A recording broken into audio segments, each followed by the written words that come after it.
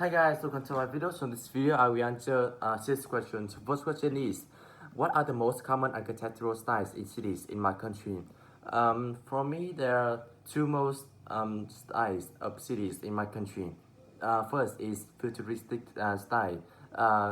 So this architectural style appears in three biggest countries in Vietnam, including Da Nang City with Novotel, or Hanoi capital with Landmark 72, or in Ho Chi Minh City with Landmark 81. So this guy building welcome a huge number of visitors come to this building every single day for commercial purpose or for entertainment or for shopping like that. In contrast, modernist style is also popular in Vietnam because this style is influenced by French in the past and also the traditional of Vietnamese people. So it is prevalent in many residential areas in Vietnam. Second question, what's more important when designing a house, functionality or aesthetic features? Um, for me, first I will talk about the functionality. So a house that is should be designed to meet the needs of occupants, to provide comfort and practicality in everyday life. So, for instance, having well organized layout or sufficient storage space and or provide lighting are essential for a livable environment. Um, in contrast, aesthetic features is also essential for owners to have a livable life. In order to give a welcome and enjoyable atmosphere, the house be aesthetic, such as they are designed with many kind of art, or they are colors with many they are colorful and designed to be colorful like that, and it plays a significant role in human style. Uh, in conclusion, I think the functionality and aesthetic style should coexist to give the most comfortable experiences and feelings for the owner of the house. The third question: what's the difference between living in the countryside and living in a city? So there are significant difference between living in the countryside and living in a city. First, education. Yeah, as we can see, children who live in the city, they have more. They are accessible to different to various type of education, such as language centers or art centers, so that they can uh, develop their abilities in various ways and develop more efficiently. However, in the countryside, the education here is quite good, but the children have less chances to get approach to many kinds of education like cities. So that the first difference. Second difference is about the environment. Yeah, the people who are living in the city, they are dealing with many environmental pollution, such as air or noise or light, and also visible from many high-rise buildings. So this kind of pollution affects the human life so much, because they have high tendency to suffer from many health problems and health problems, because lacking of trees or green space to reduce this pollution. Uh, in contrast, the life in the rural area is much cleaner and greener than urban area, because there are more trees, and there is there are less transport than the city, and it's much healthier for health to live in a countryside. And finally, it's about the traffic congestion. Yeah, in cities, especially in rush hours, and this is the most recent that caused accidents in cities in rush hours, which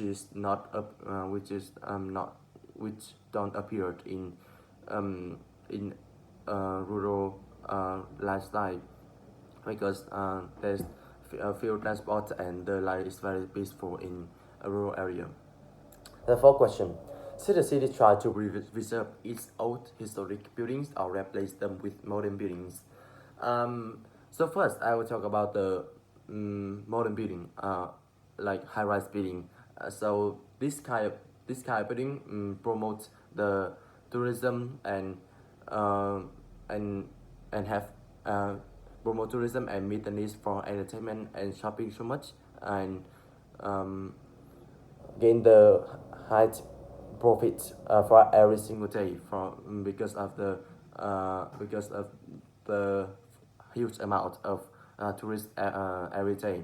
On the other hand, historic buildings are is essential for Vietnamese lifestyle, because this uh, contain the identity and culture of Vietnamese people, so it cannot be replaced by for any reason.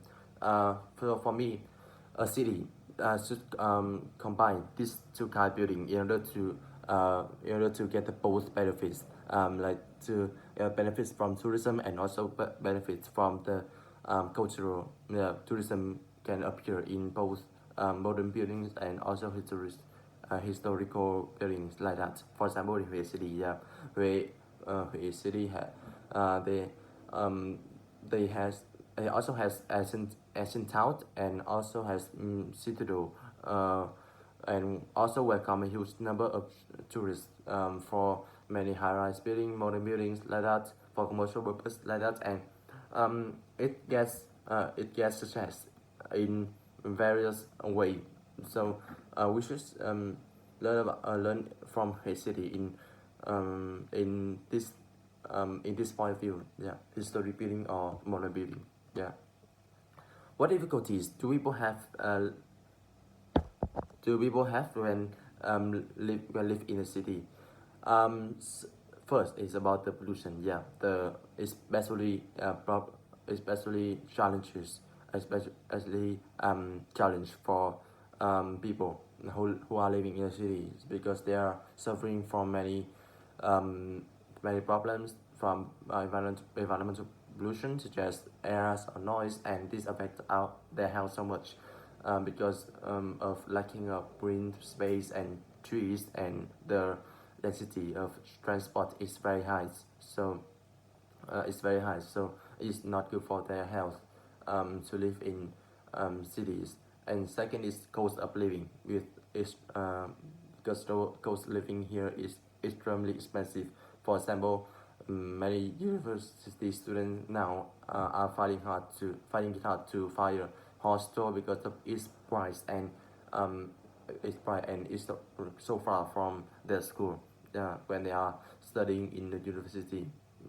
And finally, is traffic congestion. Yeah, during rush hours, and this cause many traffic, many traffic accidents, and uh, a reason cause many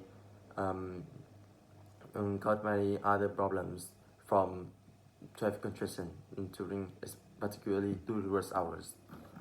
And finally, a sixth question: what can be done to reduce the stress of city life? First is to make the atmosphere more cleaner and more greener. So in order to get this purpose, people should build more like green space, or grow more tree in order to reduce the carbon dioxide and the dust. Uh, Moreover, the authority or government should encourage the resident to use more electric bike, or use more public transport in order to reduce the air pollution problem. Yeah, and Uh, one more thing I want to say is about the deadlines in office. So this causes stress in the young generation today because they have to deal with a huge amount of deadline every day, and this cause stress. That stress cause many uh, cause the anxiety, cause the stress, and affect their health, where they have to work from day by day for many hours without taking care of their health much. Yeah. So that's all. Thank you for your listening.